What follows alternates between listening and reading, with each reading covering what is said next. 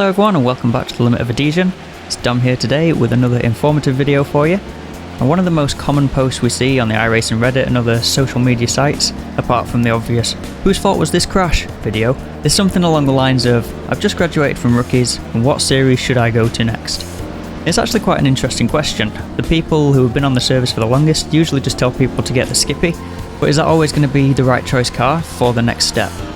Us here at the LOA don't necessarily think it is. What car do you want to graduate to? What do you want to drive in the future? Do you like LMPs? Do you like open wheelers? Do you prefer maybe GT3s? Or maybe a little bit of everything? For this video, let's assume that you are a massive GT racing nut. Absolutely love the closed-in tin-top variety of racing cars, and you want to know the best way to progress up towards the top tier of GT racing, which in iRacing is the GTE cars. The cars that you can drive on the way up to GTE can help your journey and help to grow your driving style and ability each step along the way, so that when you reach your final goal, you're fully prepared and are instantly on the pace with the fast guys that are already in that series. So with that in mind, here's how we would plan out our road to glory for the GT category. So straight away as we jump into rookie road class, we've got a choice to make. We can either jump into the Formula V or we can jump into the Mazda MX-5. So there's a discussion to be had about which one of those two cars is better, and personally with the Mazda driving over to the left hand side in the cockpit versus the central seated Formula V, and the fact that the MX-5 is as well a tin top as opposed to an open wheeler, I would stray towards the MX-5 for someone that is wanting to end up in a GT category. I think generally in the GT world you can get away with a little bit more door banging, just like you can in the Mazda. I think it's a really good starting point to get you on your path towards that GT greatness. Alright, congratulations, you've jumped out of rookies and it's time to start looking into the D-Class series. So the best options in D-Class in our opinion are the Production Car Challenge, the BMW M4 GT4 Challenge, the Touring Car Challenge, the Ferrari 488 Challenge, or the Fanatec Challenge, which is the Cadillac vs Kia mixed class race. So those 5 options have all got the pros and cons, but for us we think the best options to aim for would be the Production Car Challenge and then the Touring Car Challenge.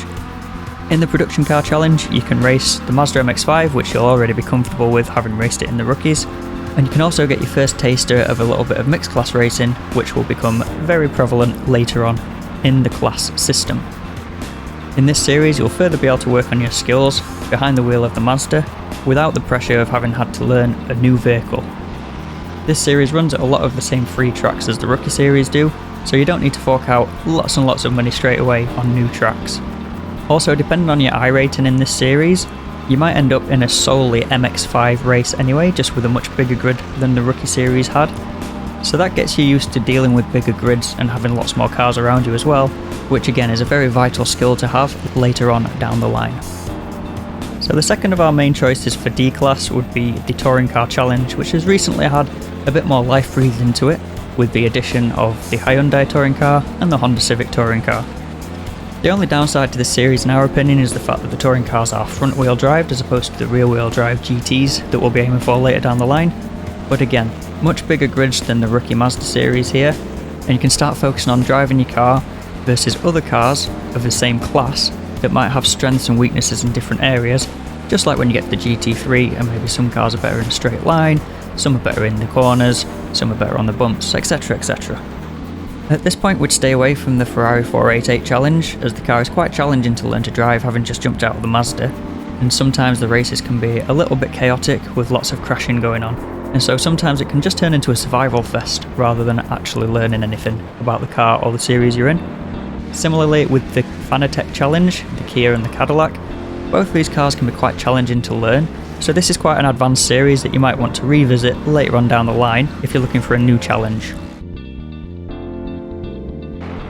Alright, so you've ground away, you've slogged your guts out, you've got your stripes in D-Class, and it's time to start looking into the C-Class series. And again, there's a few choices to look at here that are going to help us on our end goal towards GT greatness. The ones that we've highlighted that are most relevant would be the IMSA Pilot Challenge series, the Advanced Mazda series, the V8 Supercars, the Porsche Cup Challenge, and then the VRS Endurance series. The V8 Supercars are a great series to get into. The car is quite challenging to drive, but very rewarding when you can get it right. Real life supercars drivers often jump into a GT3 for the Bathurst 12 hours, which happens usually in their off season around January or February time, so it's a really good real world example of how a driver might progress from one car into a more advanced series. The only problem with this series is that participation is often quite low, with splits sometimes not going official or only going into one split, so for that reason we'd actually avoid the V8 supercars for now. What we would focus on at this point would be the IMSA Pilot Challenge, as we've just got used to driving the touring cars in D-Class, and that's one of the categories that run here in the Pilot Challenge. The setups at this point will be open, and it'll be a mixed grid with GT4 cars as well, which you can then progress into once you've got used to the series and the tracks that this series races on. At the same time as dipping your toes in the Pilot Challenge waters, we'd also recommend jumping the Advanced Mazda series, which of course we're familiar with, having used it from rookies through D-Class and now in C-Class as well, but this series tends to run in much of the larger Grand Prix style circuits, as opposed to the pokey little tracks like Lime Rock Park and Summit Point. At C-Class as well, you could also think about jumping into the Porsche Cup series, although for the fact that this car only races in this series, and so isn't very good value for money, we'd maybe stay away from this series, despite the fact that often the racing is close, and there's a fixed and an open version of this series. But we're all about value for money here at the LOA, so for us the Porsche Cup just doesn't make financial sense. So assuming you're well underway with the Mazda Advanced and you've done some TCR in the Pilot Challenge, you can either start looking into the GT4 category of the Pilot Challenge, or maybe even the VRS Endurance series as well. It's interesting to us that the VRS Endurance is actually a C-Class event, given that its shorter sprint version is a B-Class series, but this is a really good introduction into endurance racing, and as well, lots of the special events like the Daytona 24 and the Suzuka 10 Hours are also C-Class events, so it's a good way to get used to running Enduros without having to get the higher B-Class license.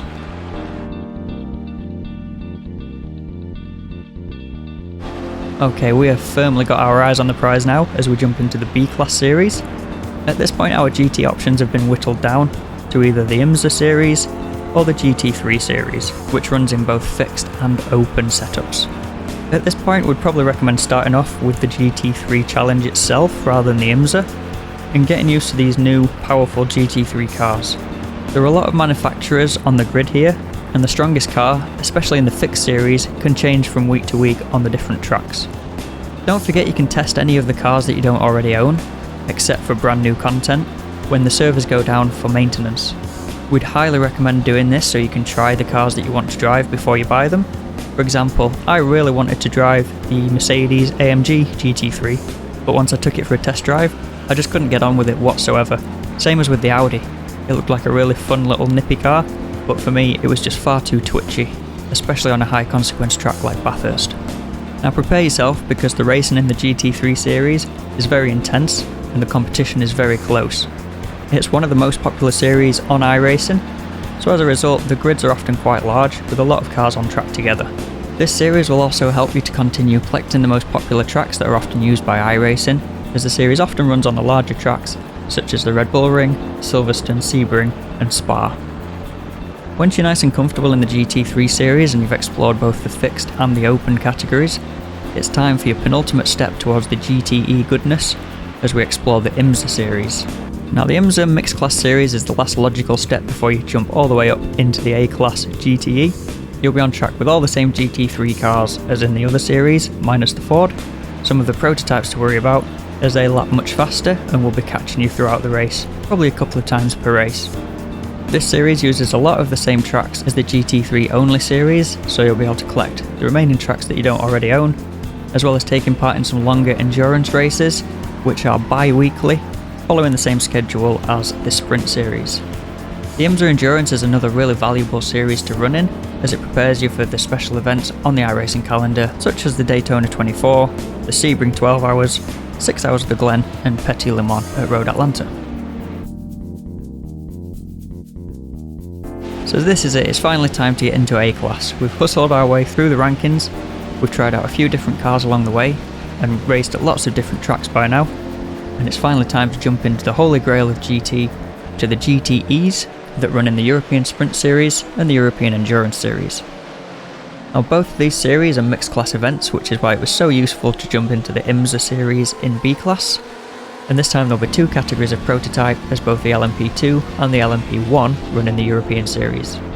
This series runs almost exclusively at the larger Grand Prix circuits, so no more messing around at smaller tracks like Long Beach and Detroit. It's all about the big tracks like Watkins Glen, Road America, Suzuka, Imola, and of course Le Mans. Now sadly for the real world of motorsport, GTE is actually a dying category, but no doubt as this happens in the real world to be replaced by GT3s, iRacing will do the same and swap out the GTE category for the GT3s that we've already raced in. So these European sprint races at A-Class are 1 hour, forced pit stop races, where you get to tame the GTE beasts, which of course don't have any ABS.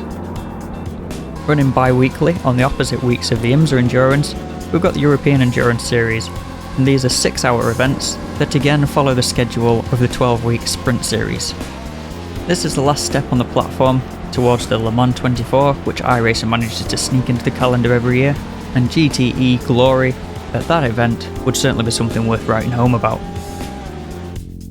So that wraps up our GT Road to Glory and the steps that we would take to reach the A-Class dream of driving the GTEs. We've also got videos on the Road to Glory for open wheelers as well as prototypes, so don't forget to check those out as well if these are other series that you're interested in racing. We really hope you've enjoyed this video and found it useful. If you did, don't forget to give it a like, and don't forget to check out our website and Facebook, and come connect with us on Discord. That's going to be everything for this video, so until next time, goodbye.